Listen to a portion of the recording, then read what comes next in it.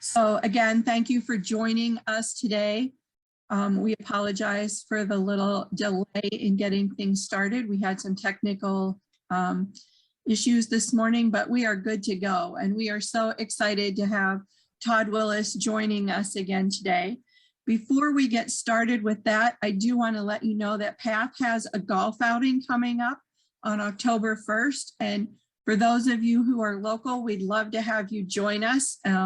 Spend some time in the sun, hopefully, and get to know each other a little bit better. And if you are a golfer, I wish you well. And if you're not a golfer, you can join me in a golf cart passing out water bottles. But we'd love to have you join us.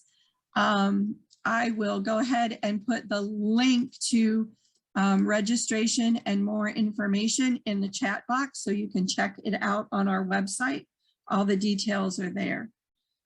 With that, I am going to go ahead and turn today's presentation over to Todd. He's going to be talking about how COVID-19 impacts the emotional well-being of students and our kids. So Todd, with not to take up any more of your time, go for it. All right. Well, hey, everybody. Thanks for joining. Your time is incredibly valuable. Thank you for being flexible with us with some of the computer issues. We were just chatting, like in this world of Zoom and computer meetings, it's great when it works, you know, and then when there are difficulties, you just have to roll with it. So thank you for rolling with it. A little, just so you know, if those of you that I might not have kind of been watching the folks jumping in, I know a lot of you, but some of you we maybe never had an opportunity to meet. My name is Todd Willis. I am the Director of Prevention and Education at Porter Stark Services. And a lot of what I do is I get to work in the community around preventing mental illness and addiction. And so really excited to be with you here today to talk a little bit about what we're going through and its specific impacts with teens. In full disclosure, I'm also the board chair of the PATH board and have been with that organization from a leadership capacity for a couple years, 3-4 years, I think. That being said, I jump at the chance to be able to share a little bit, so thank you for that. Hopefully you see the presentation in front of you. Can I get a head nod if you see these slides? Perfect, okay. So I'm sorry that I have to talk about COVID-19. I feel like we are in overdrive with this discussion. It's obviously something we have all been going through for the last year and a half. We got a little bit of a little light in the end of the tunnel in terms of it felt like our numbers were going down and life was returning back to what we considered our new normal. And as we keep an eye on some of those numbers from the health department in Porter County, they're climbing again. And so we are not by any stretch of the imagination out of this. I know many of you are zoomed out, COVIDed out. It's a very dividing topic. When we start talking about and you pay attention to what the news is talking about, whether to mask or not mask, vaccinate or not vaccinate, it can divide people. And so I'm going to bypass all of that and really look at what we're seeing the effects of our pandemic on our kids and on our teenagers. So the brief time that I have with you is going to be focused on looking at the challenges that our new normal for the foreseeable future is going to be impacting kids in their development, particularly adolescents. And we're going to look at what we know so far in terms of what's happening with these changes and how they're impacting folks.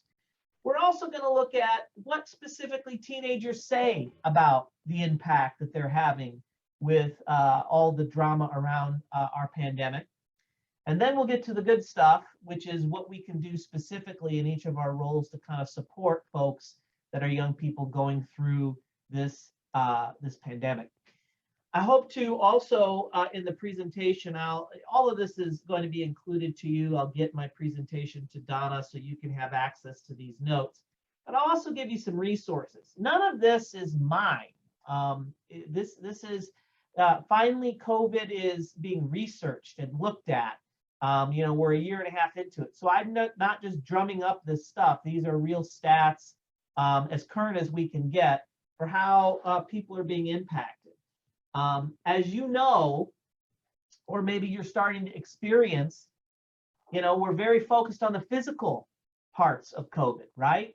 Whether or not you catch it or not, whether you have mild symptoms or moderate symptoms, whether or not you're going to be in the hospital, and whether or not, I'm sure if we took a poll, many of us have experienced folks that we love and care about that have died from this pandemic. Very real.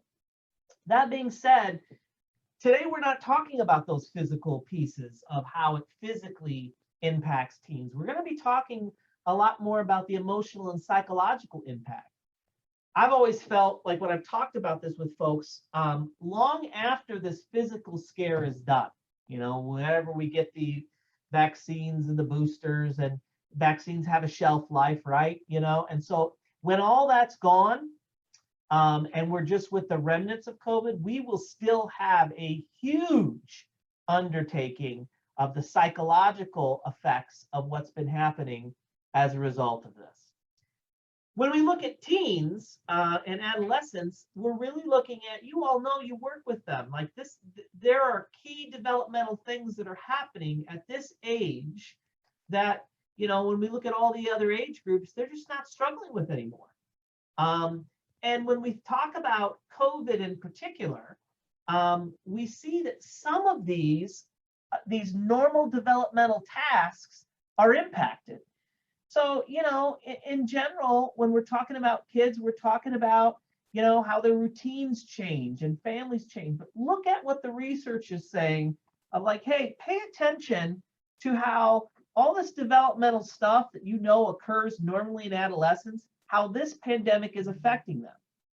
We've got teens in particular experiencing the economic hardships that are happening around the opening and closures of businesses, not just their own, in terms of the employment that they have, but their families. I have a lot of friends that are small business owners, and we cannot overstate, although the closings have happened for good health reasons, the impact that it's having on families still, even with some of the help that's been coming from the federal government. But things like depression, trauma, loss of the school community. Kids are back in classes, as you well know, but I'm kind of with my own kids waiting for the next shoe to drop, because as numbers spike, there are going to have to be some changes where they may be looking at back to that lovely e-learning process.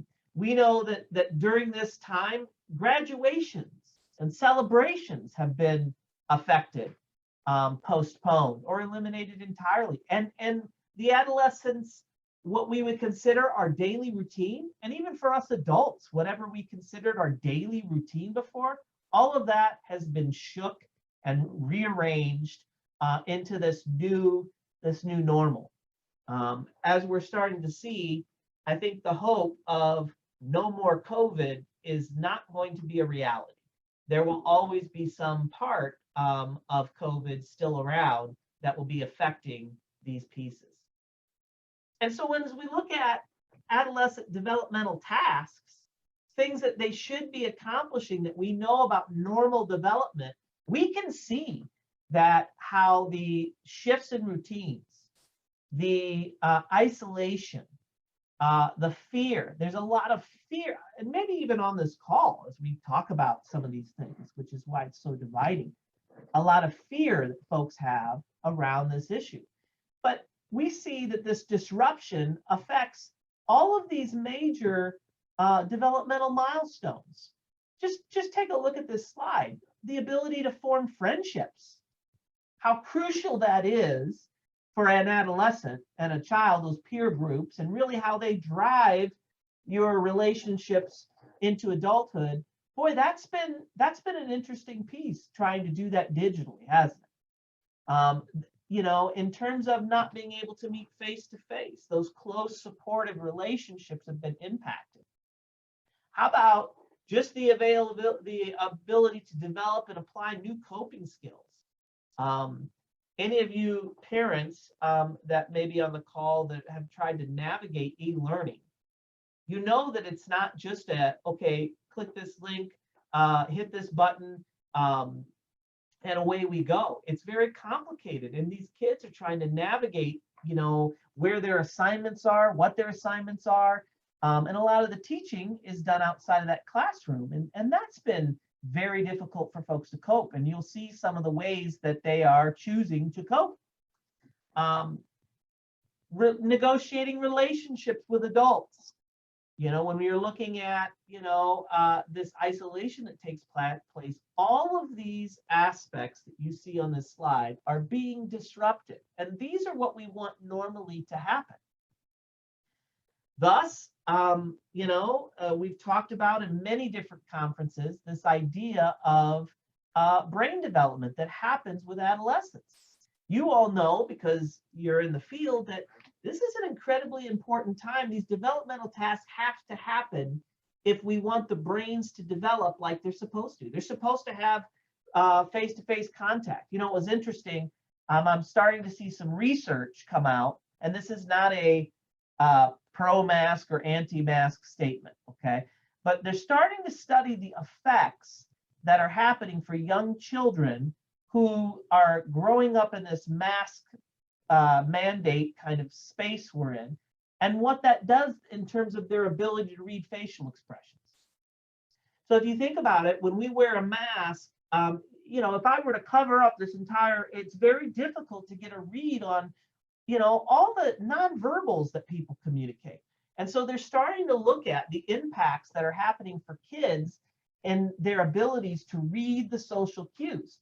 And a lot of that, we look at some of the developmental things that happen, are developmental disorders like Asperger's, autism spectrum, right? Where kids cannot do that naturally.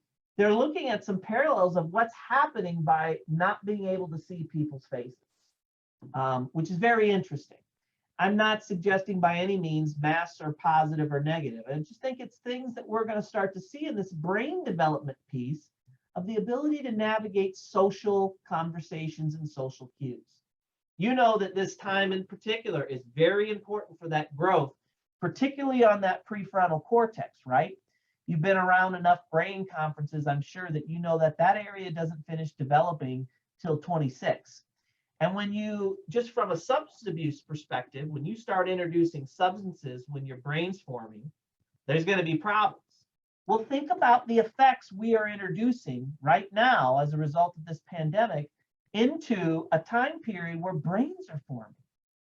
The ability to form relationships, read relationships, the ability to problem solve, all of those social things, are impacting normal emotional regulation and attention and focus. So unfortunately, this is not good news. I hope by the end we can shift a little bit and talk about the positives that, this doesn't doom anyone by any means, but this is a serious, we are in a state of crisis. And long after the medical community says it's okay and safe, many of us that work with kids and work with teens, moving them into adulthood, we're going to have our hands full for absolute certainty.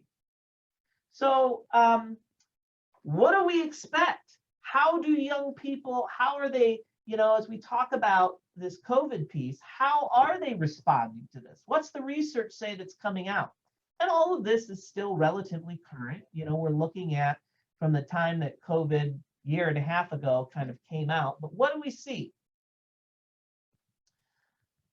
We see, sorry, I'm navigating this weird mouse here.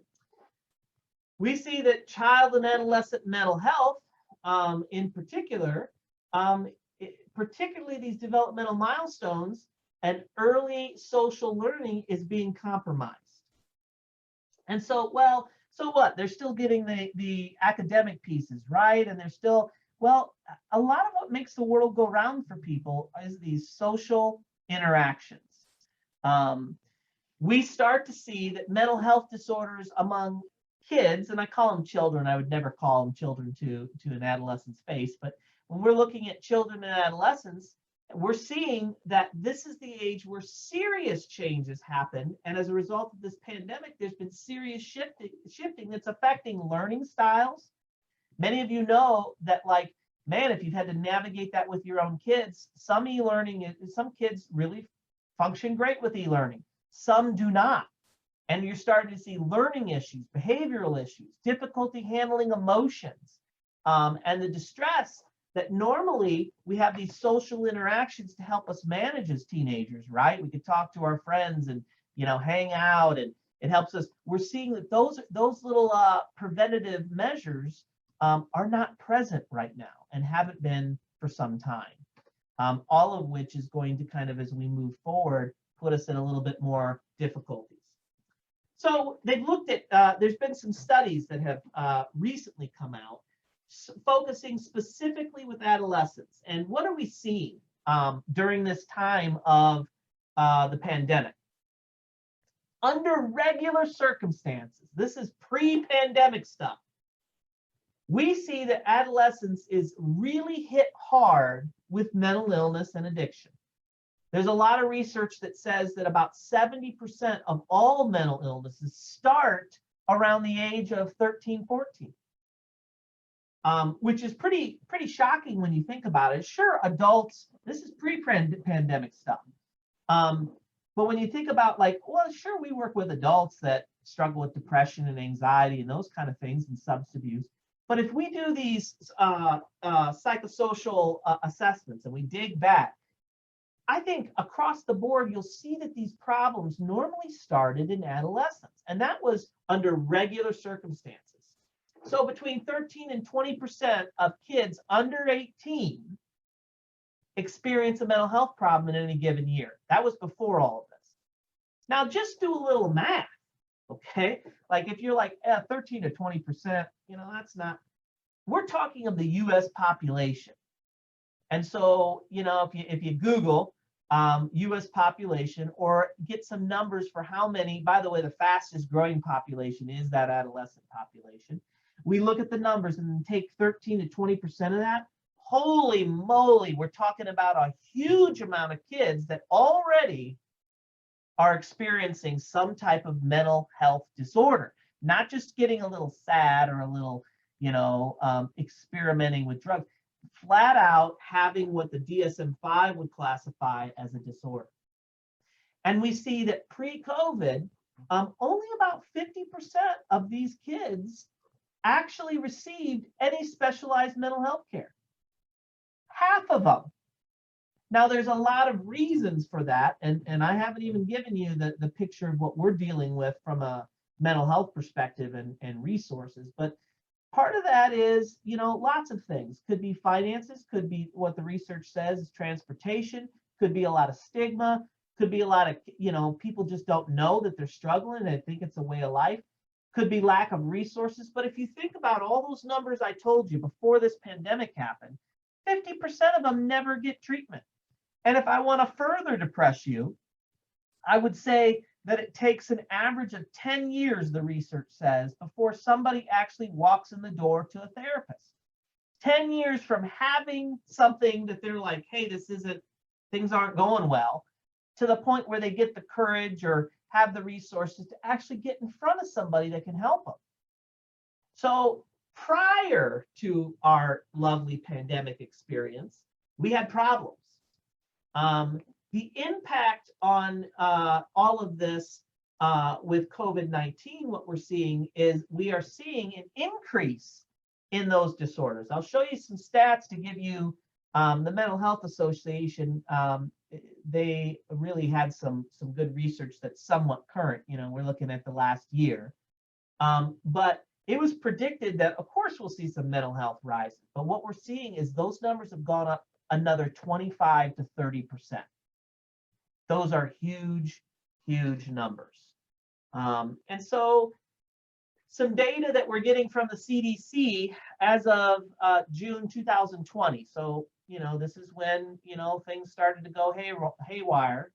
That during late June, 40% of US adults reported struggling with some type of mental health issue and substance abuse issue.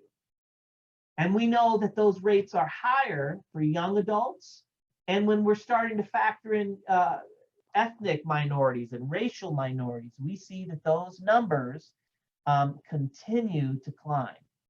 And we've seen this progression over the last, I'd say at least 10 years, but SAMHSA, which is a big addiction and mental health organization, had said that, like, hey, they predicted this stuff 5 years ago.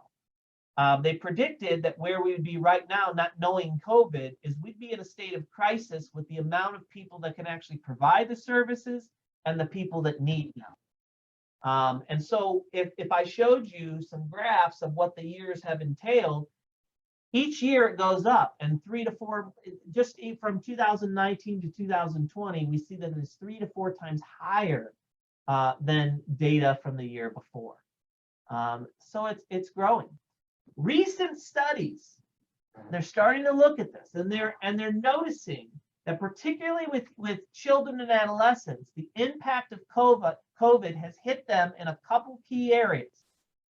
And I think when I show you, I did some talks on in general what's happening with mental illness, and I think you would, because you all are in that field, could agree that it feels like depression's going up, stress is going up, and substance use is going up. And if you feel that, I would say you're absolutely correct with the numbers. They're going off the hook. They're going off the chain. Those three. Well, the studies that we've looked at of how it's impacting kids, they're getting hit in a couple ways. Their stress, their reported stress, their own reported anxieties, their own reported depression. And this is an interesting piece. I didn't put 2 and 2 together of how, everything going virtual would impact this, but we're seeing addictions in the areas of smartphones. We've been a part of several discussions around social media, right?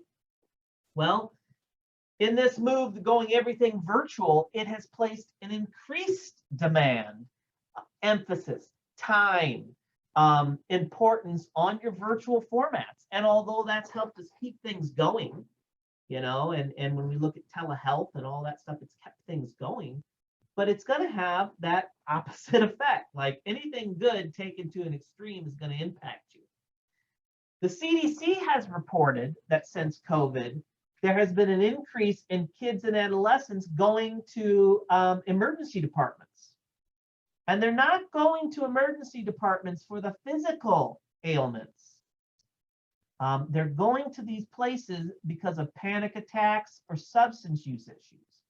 Now, I didn't list substance, but as you all know, one really easy and available way to numb yourself and deal with these issues that are naturally coming and they're reporting is to tie into substances. They're easy to get. That's a pandemic in our world right now, and so we're seeing addiction and particularly anxiety and depression off the chart for people in general, but it's really attacking our young folks.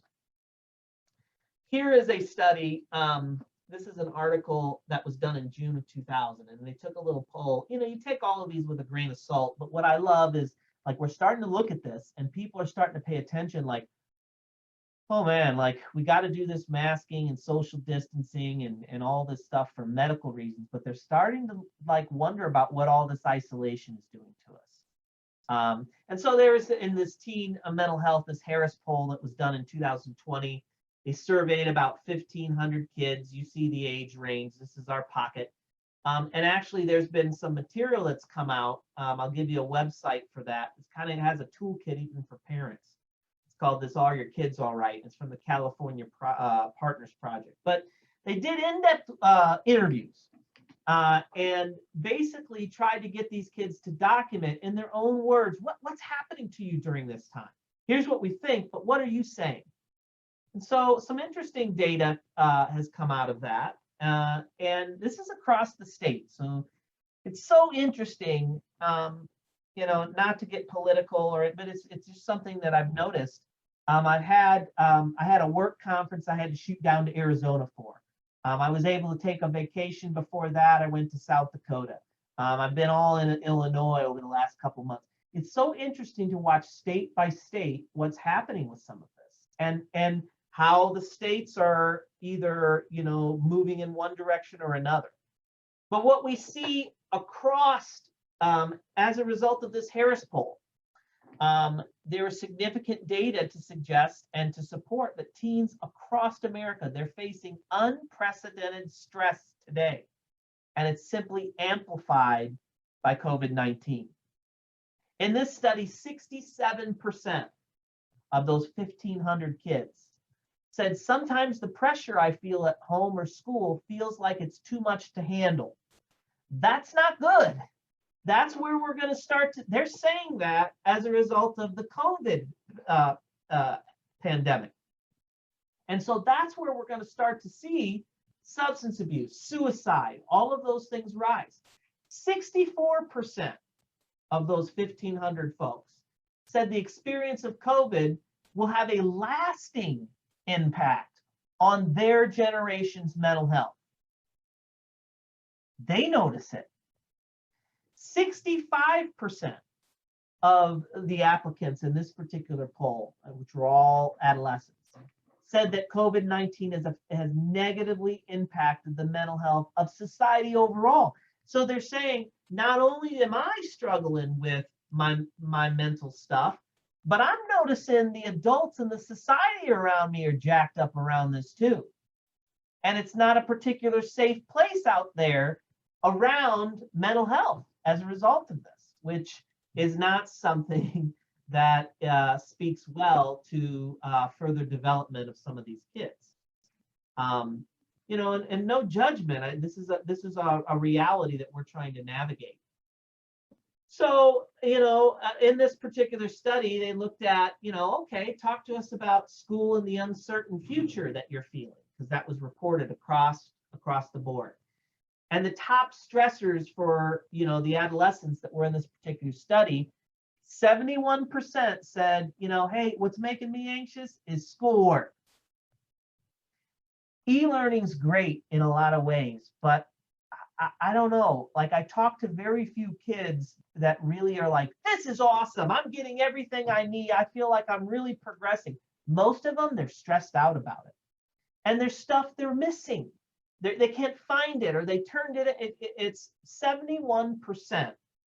And by the way, I wanna throw a shout out. My family is full of teachers. This is not a teacher problem. My family is full of teachers, and teachers, if we've got any on this call, I don't know how you have managed this last year and a half. I don't know how you've done. My wife teaches music. Try doing music virtually and where you can't sing because you know, when you're in face-to-face, the aerosol, right? Well, for a large portion of what she was teaching, she was doing for those that were in person, and she had to, at the same time, do a virtual lesson. You teachers have been doing double and triple duty, and I'm sure you're exhausted. This isn't about the failures of teaching to adapt. You guys have. It's just the nature of this beast right now. 65% of those kids that were interviewed in this particular study are thinking about their future and are really stressed about it in light of the world we live in the new normal. They don't know, you know, how this is all gonna affect. The pressures of the family amplified. You see it, 55%. Surprisingly, 48% said, half of them said social isolation. I think part of that might be is because through social media, people really view that as, well, that's helping and I'm socially connected. Well, if you guys have been around these lunch and learns, I'm sure you've heard some things on social media, and it's a false sense of connection. And so I'd say the other 52% are like, yeah, I'm connected. I have my texts, I have my, and there is some benefit into that, but it's not real connection.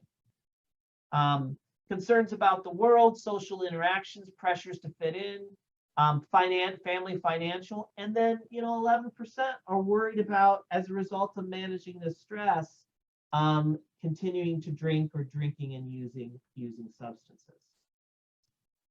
We see from this study as well that they said, okay, so you're stressed about it.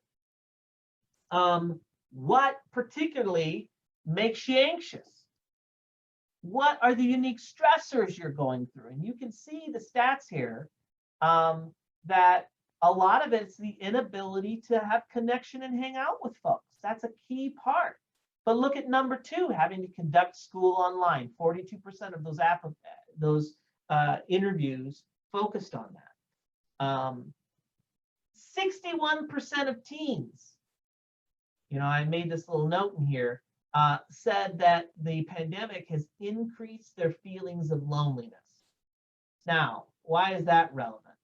Well, what we know about addiction is we know that if you can handle 2 key elements for people, 2 key markers, you'll cut down addiction drastically. And what the research seems to point at is those 2 key markers is, 1, a sense of purpose. People without purpose or that doubt their purpose, they naturally struggle with feeling useful, and addiction tends to hit there. The other one, which gets to loneliness, is a sense of connection. When people are connected and they have purpose, addiction goes way down. As a result of this pandemic, 61% of teens say it's increased my loneliness. That's not a positive marker for how folks' mental illness is combated. In this stressful client, in this particular study, 7 out of 10 teens said they experienced mental health issues. And the overwhelming 55% said it's anxiety. They're getting amped up. Media and even us as adults, we're anxious too. We're not really helping that. What we see across the United States is that, and this is as of August, young people are still disproportionately experiencing depression and anxiety at high levels, moderate and severe states, as a result of this pandemic. This stuff came from the Mental Health of America. I said Mental Health Association before. It's Mental Health of America. They're saying that young people, of the people that get severe depression, severe anxiety, disproportionate numbers are young people as a result of this pandemic. And us 34, 45, 55, we get it, but look at the changes. It's hitting that 11 to 17 at a much, much higher rate. Here's another way to look at it in terms of what's happening post-pandemic with the suicide rates. That's pretty scary stuff. Most people thought the highest rate of suicide would fall under the adolescent piece, and that was that way for years, but it really shifted. It shifted over the last couple of years to that 65 and older. They were our highest risk, but thank you to COVID, it looks like your 11 to 17, there's been a drastic uptake in suicidal ideation as a result of COVID. Well, what about how are they coping with this? Okay, they're stressed. They have these mental illnesses developing, substance use. What are we seeing as their primary coping models? Well, I wish I had positive news to say here, but in this particular study, basically, I have it highlighted here where the black lines are really all what we would consider unhealthy or dysfunctional coping skills. And the green would be like, hey, this is good. They've got good coping skills to utilize this. Check this out. 45% of those in that study, teens in that study, are saying, you know what my chief coping skill is? I just ignore my feelings and act like everything's normal. Not particularly a useful strategy for even us, for adults. How's that work for you when things are getting pretty rough? Like, I'm just going to ignore it and pretend it doesn't exist.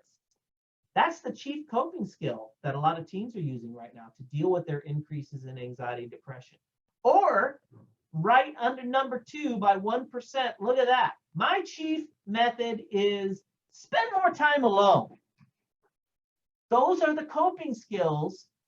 Spend more time binging, Netflix, Reddit, social media. I'm sleeping it off, right? These are the top 5 are all not positive if you're looking at combating addiction, anxiety, and depression. 53%. I spend more time deciding what to listen to on Spotify than how to deal with my mental health.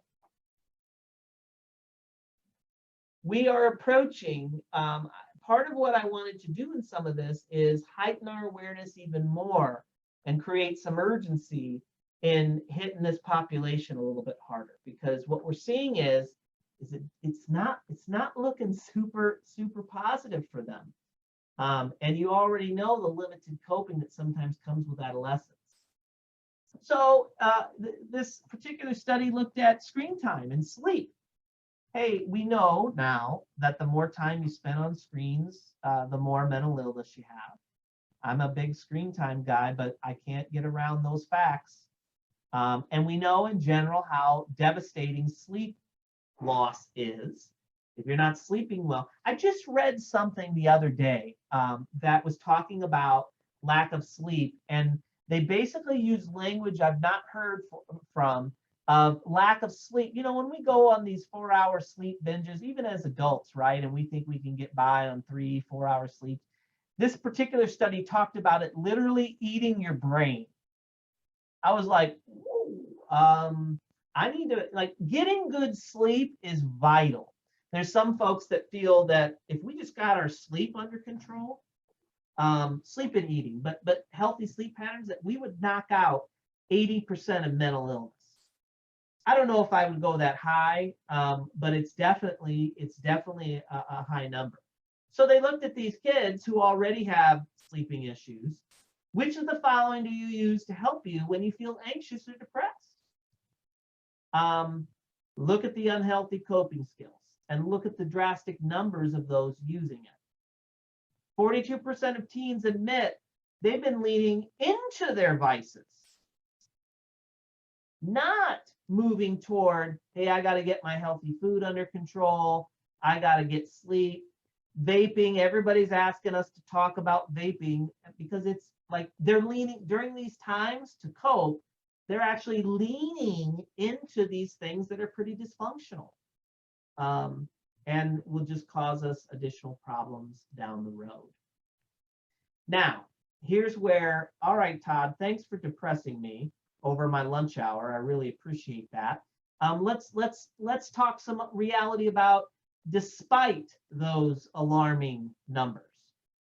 We see from the research that despite those pressures, despite those issues, many of these kids do feel like they're being equipped to handle some of those challenges. When we asked in that particular research, 68% of them consider themselves to be resilient. Now, that's a two-edged sword. If almost 70% feel like, I got this, I'm good, I can bounce back.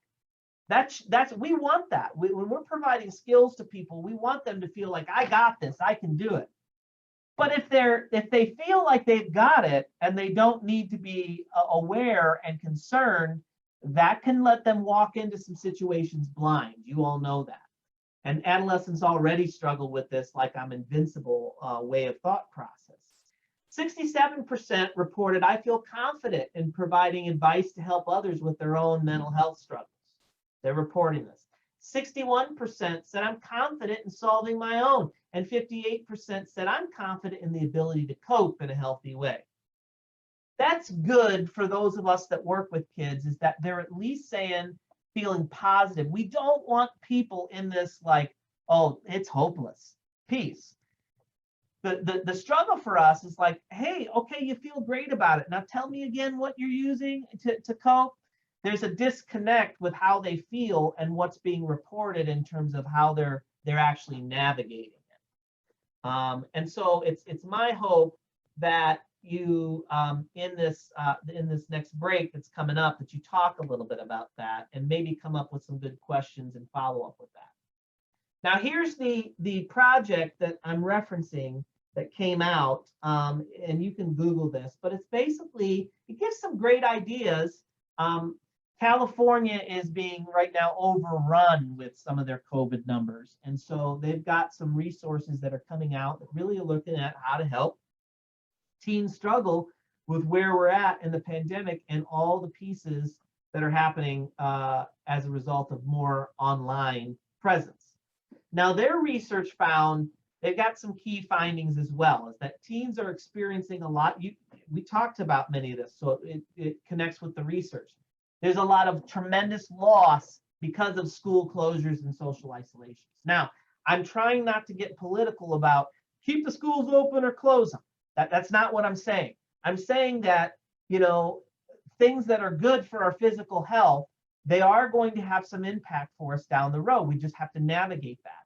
And there is tremendous loss that they are experiencing as a result of having to close schools because of this. Doesn't mean that they should be open. It's a reality. We've got to look at both sides.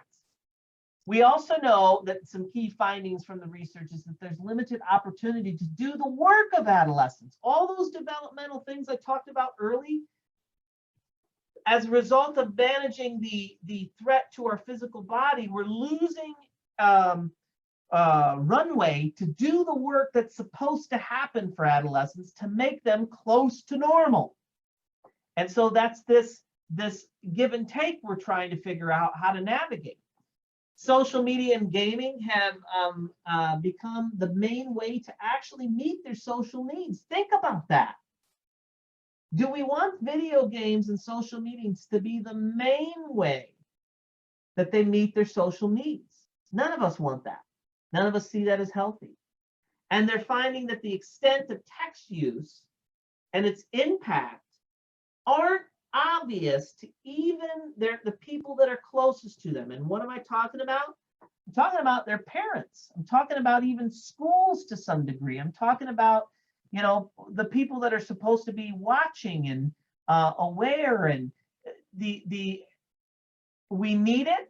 It has to happen in this time, but it's a double-edged sword, and it can cut pretty deep to the negative as well. And when we talk to folks, we find a lot of folks that just aren't even aware of that. So when we looked at the research about, okay, well, what is it, teens, that actually contribute to your positive mood? Look at, and this I tried to just do in a different way, you know, the bigger circle, rather than give you a bunch of numbers, just kind of let you see the number overall of folks and where they're at. Most folks, teens, that talk about how to keep a positive mood, they're talking about being with their friends. So yes, we have to limit and deal with that, but it's going to impact mood. Being with their families, they'll talk about social media. Being outside and exercising. I just heard some, and again, nothing political here and nothing, I'm not a professional in this area, but I wonder about countries like Australia, who right now are basically arresting folks that are not, that are outside after certain hours because you're not supposed to be interacting. I'm not saying that's right or wrong. I'm saying, man, like we're looking at this being outside and exercising. Some countries have taken that away. It's something to be aware of. And when we ask kids, particularly during this COVID time, kids, teens, what is contributing to your negative mood? This is what they say. So it's interesting that for most teens during this time, they see, hey, it's positive scrolling through social media. And they'll also say, yeah, it's also negative. It also messes me up a little bit. Being with family is a positive, unless your family, you know, has some dysfunction of their own. One of the things I've been worried about that we've seen in the world that I work in is, you know, if you're in a healthy family, a family that won't emotionally abuse you, physically abuse you, sexually abuse you. This time of we're going to just isolate has been very positive. A lot of families have talked about, like, we've grown closer.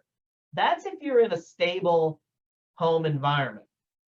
Now, how many of the teens you work with have that type of environment? Many of them come from that toxic, abusive dynamic. And by isolating and having to be around family more, there are negative effects from that.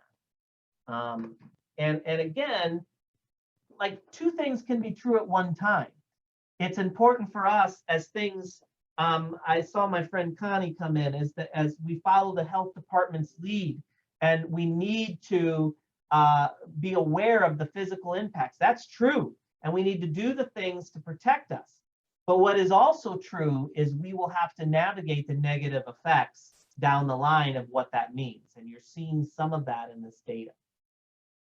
So what we're really working with a lot of kids on is the grief process of losing some of this, you know? And in this particular quote from a 17-year-old, at first it was a cool thing that we had to isolate, you know? We're not going to school, whoopee! I remember the first few days I was still seeing people. I'm not going to get the virus from these people. It was such a far off thing in my community. Not so much. Not so much anymore. Definitely more apart, and we're seeing that spread. When it first started, when I heard we were not going back, it was pure shock. We were not able to see our friends and go to certain places and travel. It ruined my summer. With anger comes sadness. 16-year-old in Sonoma County. I was angry that sports and my whole life stopped with the pandemic. It's our junior year in high school. It's one of the most important, especially for sports. We haven't been able to go to tournaments. College coaches are not traveling. I'm not judging. I'm saying these are the things they're saying in terms of how it's impacted them. But once this started to happen, I kind of accepted that it's a kind of just another year of school, and it's going to be different and more difficult in some ways and easier in others. So we see that as a result, some of this social media and gaming becomes the main way to meet your social needs. And we've seen numbers in use and hours of use and all of these lovely social media platforms increase. That's concerning because what we already knew about them. We knew that in moderation, okay, there can be some positive effects, but they're pushing into their vices. So we need to start recognizing the dangers of overuse. That we're going to be, if we thought there was an addiction to technology and apps before, get ready. We're going to be facing new levels of that. So here's a couple more data points before we move on, some of the things we can do to kind of correct. But look at the amount of physical activity that the Child Mind Institute was based on 265 responses, so relatively small. But when they asked kids, hey, teenagers, how active? Physical activity is good for your mental health. How many of you are using it?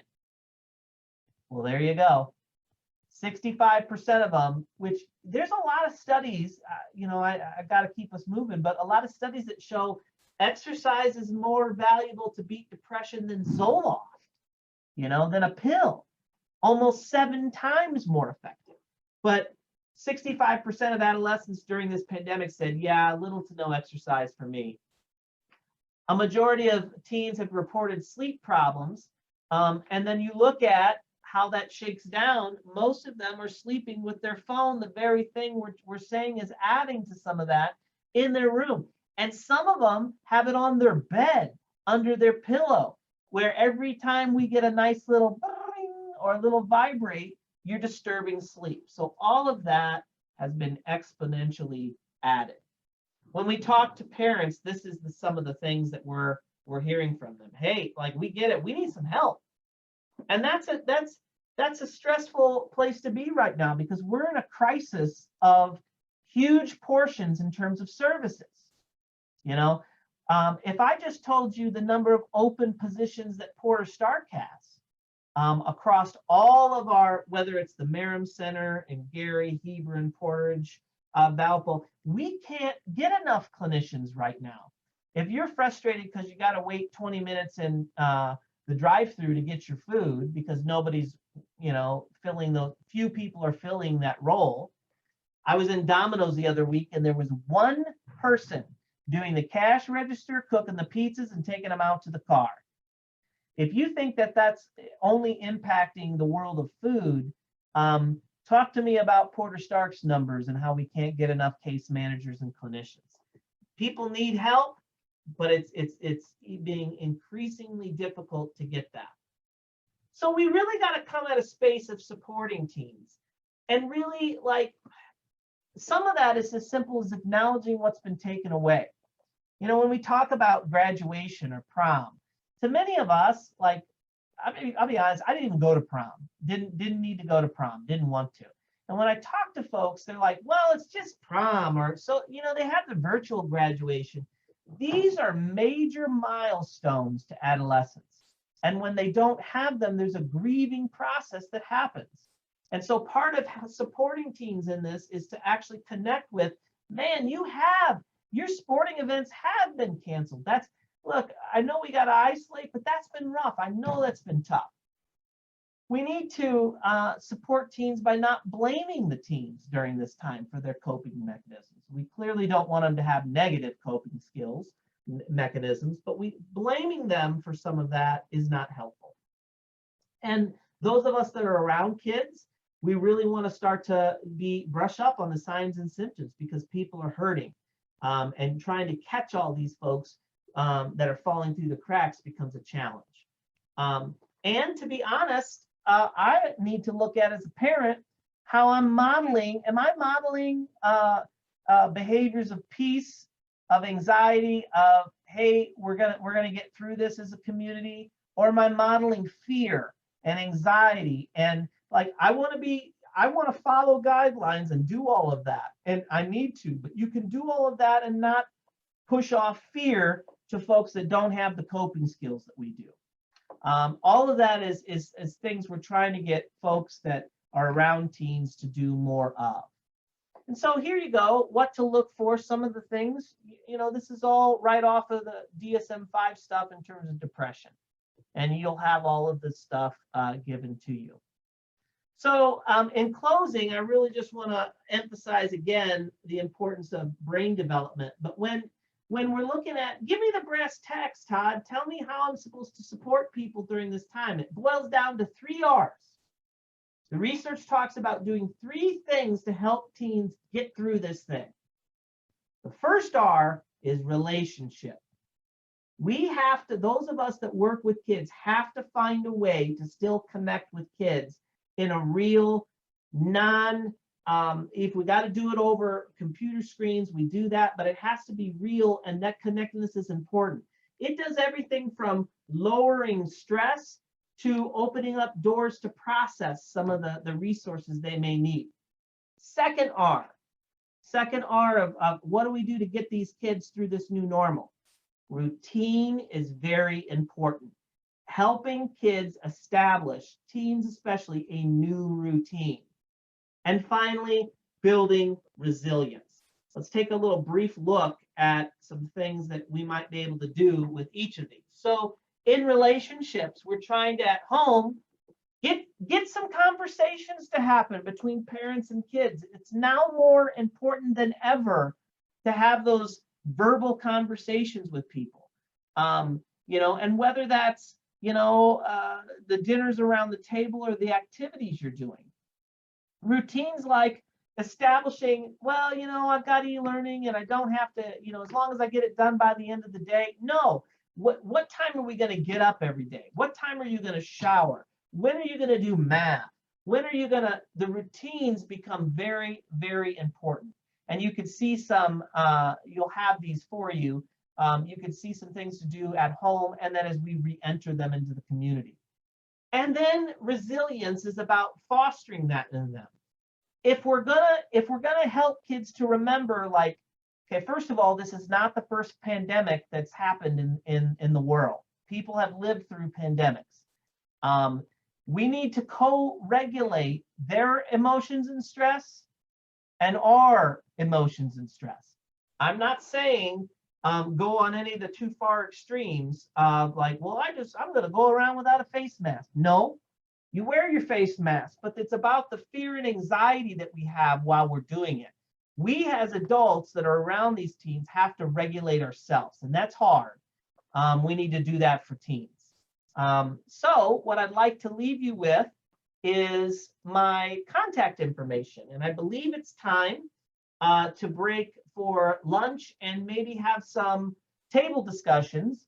I'm going to check out and then be back at 12:30 for any questions or follow-ups that might have come up out of as a result of some of the discussion, or just any kind of further explanations that we want to do in this topic. Here's the best way to get a hold of me. I would not call that office number. I'm never there, but I do respond to email and would be happy to follow up with you about any of this material. I've also, in the packet that we're going to be giving you, have included some web links and some of this where this research has particularly come from. And so you can do that in all of your downtime that I'm sure that you don't have. So with that, Donna, I'm going to stop sharing my screen, and hopefully we're looking at each other now. So is this a time that you want to hold on questions, Donna, and come back at 12:30, or open it up? Let's go ahead and take just like 2 or 3 minutes for questions, and then we'll go to the breakout rooms. And at the breakout rooms, I think we're going to focus today on those 3 R's. So. Okay, great. So are there any questions, anything that I can help navigate? We've got a nice crowd here. Thanks for giving some time. Anything that I have need to further expound on? Todd, I just was wondering, how do we guide teens now? Now we know that we have more teens with like the iPhone addiction or gaming addictions. How do we start moving them away from that in a gentle push to other? Yeah, I'm still navigating myself through this personally. Okay, and I'm also navigating, my kids bring an iPad home every day. And it's a part of their school now. And so I think it's a losing battle. Where I'm at today, I think it's a losing battle to try to convince folks to move away from social media. I don't think that'll ever happen because of how ingrained it is in our culture. I think what has to occur is educate on the negatives of it, but instead of saying limit your time, it's a switch to go, here are the positive places you can go in social media, and do more work on equipping them, since they're going to do it anyway. Like, hey, if you want to get away from those negative forces, here's an area that's safe and that can really help you in these times. And so I'm growing in that, because I'm a big, even though I think I'm on every platform, I'm a big, like, it's negative. It's not good. It's not good for mental health. But I don't feel like I'm personally winning that battle. When I talk to kids, it's so ingrained.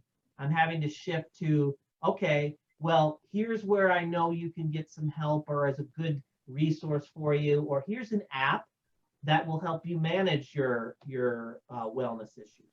Does that help, Sandy? Yes, that's good information. One of the things that I've tried to do with my own teens is to get them more active physically and things. Yeah. Oh, absolutely. To really encourage physical activity, to try to, it's taking away that time a little bit, but yeah, still, I'm addicted to my phone. And that's a winning strategy. Absolutely. Mm-hmm. Get them involved in all the things of life that we used to do before this stuff. Yes. Yeah. Todd, when you were with us the last time, you mentioned an app that you've been using and promoting, and I've started using it a little bit, and the name of it right now has kind of escaped me, but is it appropriate for teens?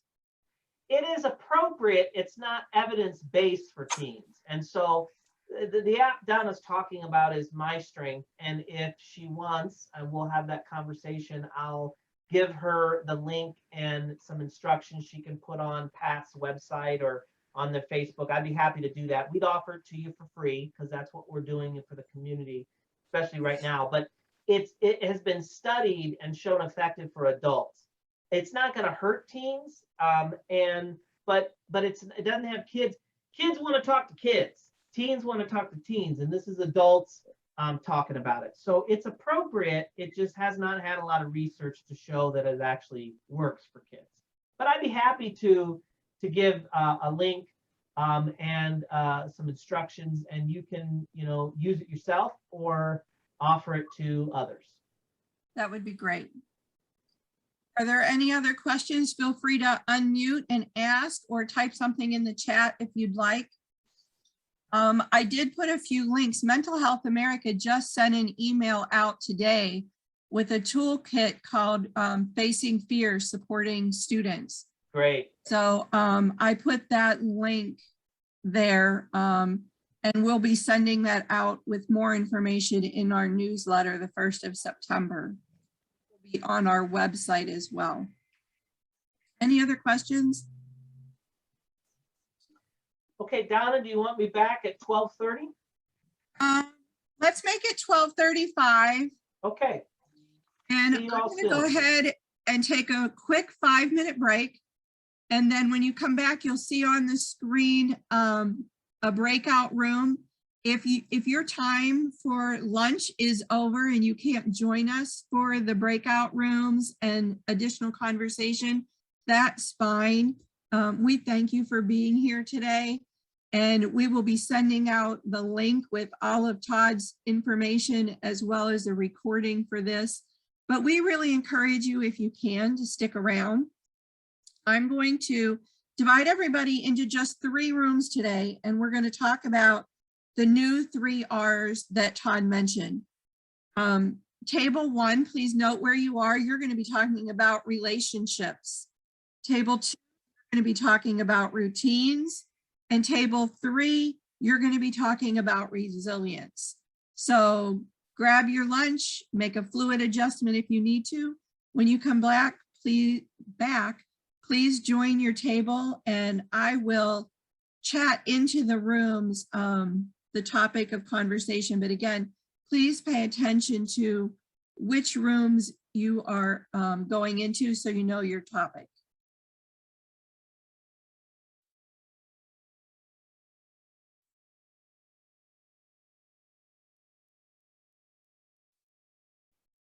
All right, so we broke out into 3 breakout rooms today. Breakout room 1 was relationships, 2 was routines, and 3 was resilience. And the idea was to talk about how we can help our kids in those areas, first at home and then at school. So we'll let room 1 go ahead and share first. Relationships, where did the conversation go? Hi, I'm Jay Kegabine with the Positive Approach to Teen Health, and I'm representing Group 1, at least for the note taker, and then if others want to share. Just some of the conversations that we really had about was, we could definitely tell that there's a difference between in-person versus virtual, and just the support systems that come from that. And we realized that people are just hungry for people. After being separate for a year and just not being able to connect with feel, touch, whatever it might be, it really has weighed on a lot of people. So as we start now getting back into schools and getting back into groups and things like that, we're starting to see that there is a little bit of a positive energy that's starting to brew and happen because of that connections happening again. We've all seen over the last year and a half, and like Todd mentioned in the presentation today, that people have depressed and isolated, and so many different types of factors have fit into that. And now we have seen a little bit of hope, and that hope is all based on the relationships, connecting with each other, being in the same room, being able to talk to people and see their expressions face to face. And so that's really important in relationships. And so we talked about the healthy part and the unhealthy part, being isolated and being together. Also just the fact of just being in the room with somebody, the energy that you get from that person, the positive feedback, the affirmations, being able to listen and just give perspective and support them. And we've also seen over the last year that communication not only has dropped, listening to each other because we can't physically be in the room, but even through email because people are burnt out or maybe they're overwhelmed in their emails. There's just so much that they have to work through. So sometimes even relationships can be estranged because of that and the way our minds begin to think and so on and so forth. So those are some of the things that we wrote down and that we were discussing. I don't know if anybody else from Group 1 wants to share.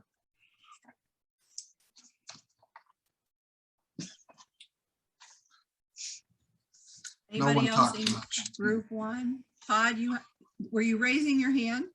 No, I was clapping. That was the Okay. clap emoji. I just Good wanted to, work, Group 1. I just wanted to say I appreciated the input from the other people in our breakout room. Nobody talked too much. Yeah. They're beating themselves up a little bit. I thought it was wonderful to hear perspectives and Cinchelle, we're sorry we didn't get to talk to you actually, but we did read your responses. All right, perfect. Let's Thank you. start with room 2 around routines.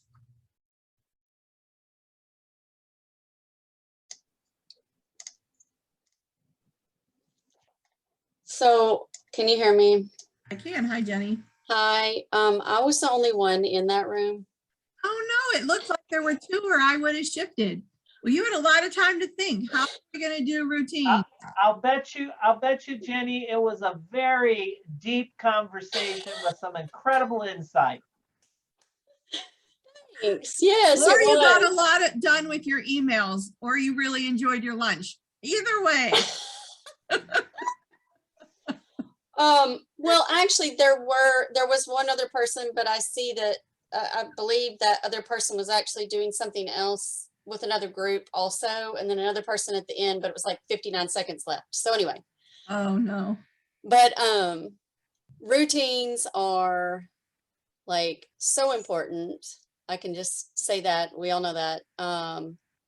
But it's so in my own personal experience, even with myself or my son or whatever, he's almost 16, but you can really get from adolescents and even adults a resistance to following a plan or, you know, a set thing. It's like you want to kind of not do it sometimes, revert back to when you're rebelling against things or something when you're younger. But what it does is just phenomenal if we can do it at times, especially these teens, because there's enough anxiety and stress in the world.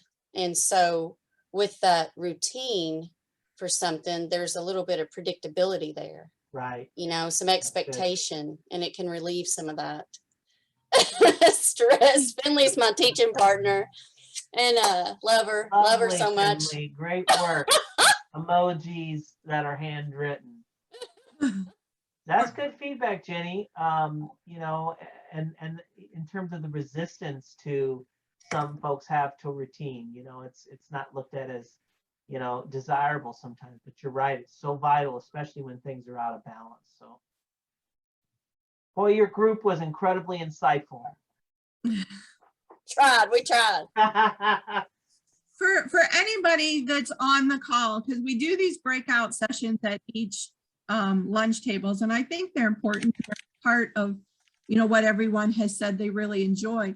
But if you find yourself in that situation, I monitor the main room. So just pop back out and say, hey, Donna, there's nobody joining me, and I can rearrange some things. I try to pay attention to how many people are in each room that light up, but evidently I missed it today, or there were people that were lit up that didn't really show up. So I'm not Okay. I had hope. I had hope. That's my problem.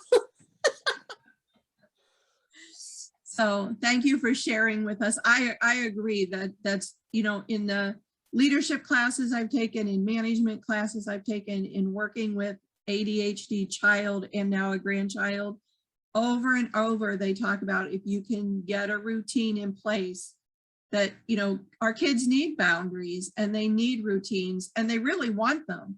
as much as they push back on them at times, they really do want them, and we all really benefit from them. So I'm anxious to see what else is in that reading, and I wrote that link down for that Turnaround USA. I'm going to check that out. So thank you so much. Okay, let's look at table 3, resilience.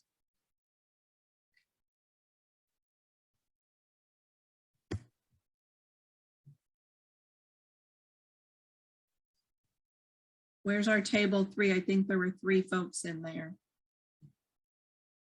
I didn't write it down, so I can't call you out.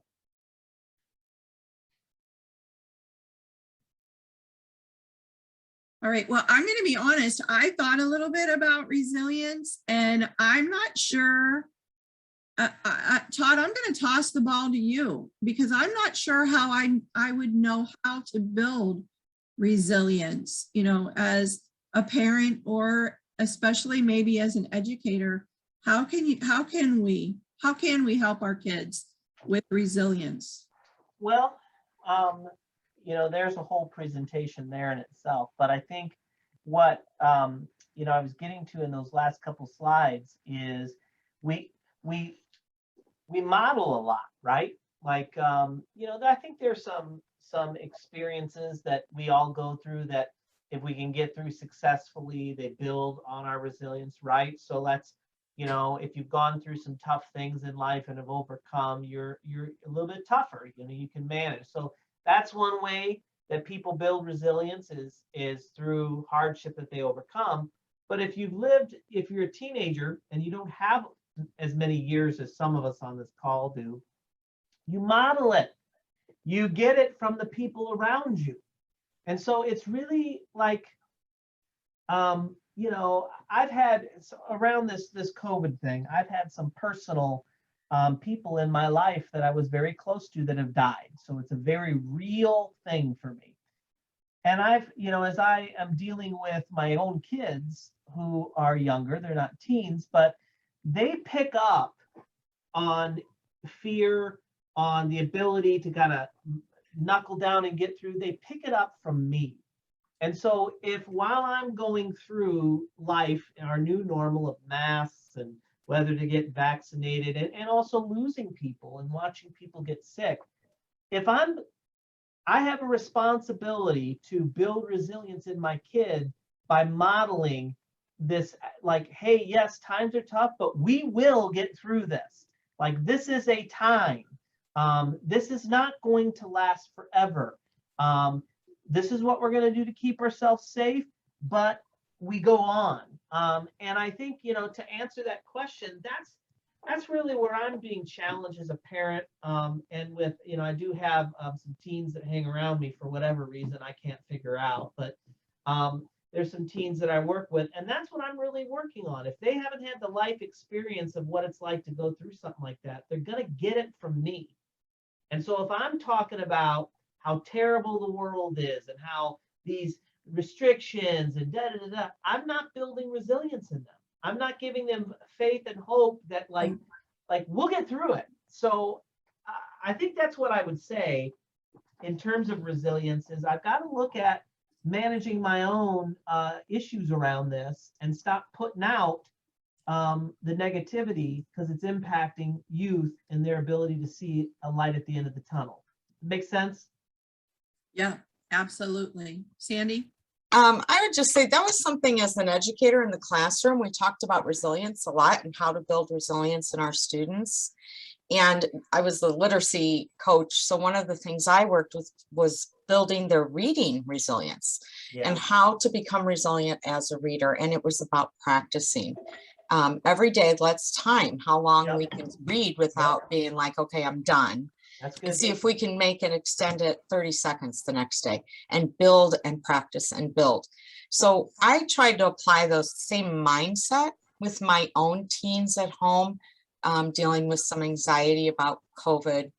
And what I did was I did think alouds of positive self-talk. Yep.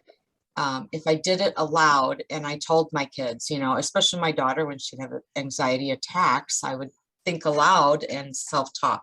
And she now self-talks constantly to help, and it's built her resilience. She's gotten a lot better with it. So That's good feedback, Sandy. And it's a fine line. Like, we don't want to minimize anything that a person's going through. Like, sometimes if you've been around those folks that are always just like, you're feeling negative, and someone just always trying to be looking through rose-colored glasses, like that doesn't feel good either.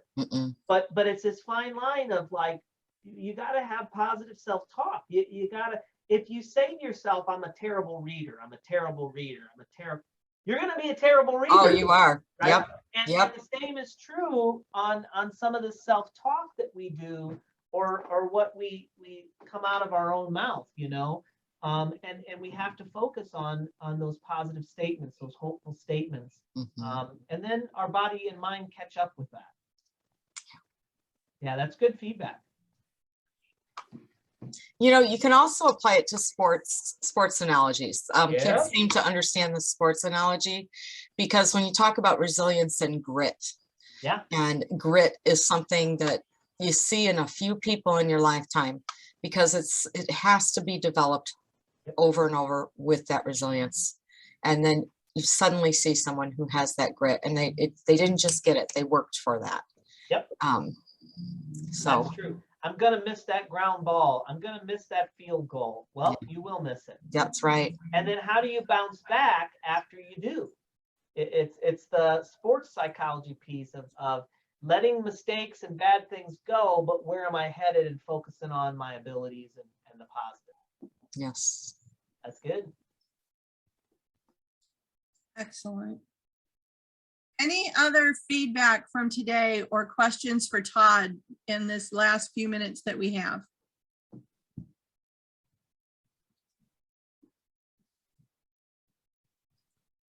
Donna, I'd like to thank you for allowing me to come and talk a little bit about something that, you know, obviously I have some personal passion about, but thank you for allowing me just this time to hang out with you a bit and chat. Well, we always appreciate having you, and Jenny has suggested that we invite you back to have you fulfill your statement about a whole topic in and of itself. Jenny, what are you doing? Oh, I see you. You better keep that camera off there. Oh, there you are. Well, I'd be happy at any time just to come, and we just need opportunities like this to bounce information off of folks and have conversations. So I'd be happy to come back. For Jenny. Well, we are always happy to have you. And so speaking of coming back and what's next, I'll just do a quick rundown. September, Eric Evans is going to be with us from Geminis. He's going to be talking about suicide awareness and prevention, with probably a little bit more information around what Todd was talking about. It'll probably be kind of a continuation. Mental health right now is a place that we have to pay a lot of attention. As parents and as educators, our kids are really struggling. So that's going to be September's conversation. In October, we're going to be doing Catch My Breath, which is a nicotine and vaping program. And Carrie Higgins with Breathe Right Porter County will be our guest speaker. So I'm really excited about that. So that is our September and October. And November, I'm going to kind of do a quick rundown on where we've been, where we're headed, and hopefully have a good conversation with all of you on next steps. What do we want to see? What topics do we still need to cover? Including making sure we schedule Todd to come back maybe the first of the year in January to talk about resilience and resilience building. And I think in December, we might have a Christmas party. A lot of you have become regulars with our lunch tables. We've gotten to know each other. And I think in December, we might just a fun activity and have a Christmas party, nothing heavy. It's a busy time, and who knows how zoomed out we may be by then. So I think we're going to have a Christmas party and just have a little bit of fun and get to know each other a little bit more. So we look forward to seeing you in September. We will in the next, I won't promise it too fast, but in the next week, you will get an email from us with our survey, which is really important. Please take the moment to fill out those surveys and get those back to us. A link to this recording, which I invite you to share with whoever and everyone that you know. You can always find links on our website as well on our lunch tables page for any of the past events that we've done. And then Todd has graciously promised to provide his PowerPoint and information for us. So he'll get that to me once I have it from him. We're going to get everything out to you. You should have it by this time next week. So thank you all very much for joining us today. Todd, thank you again. As always, it was a wonderful presentation. We appreciate and your support of what we do and of teens. Thanks all. You have a great week. Have a great rest of your week, folks. Bye-bye, everybody. Thank you.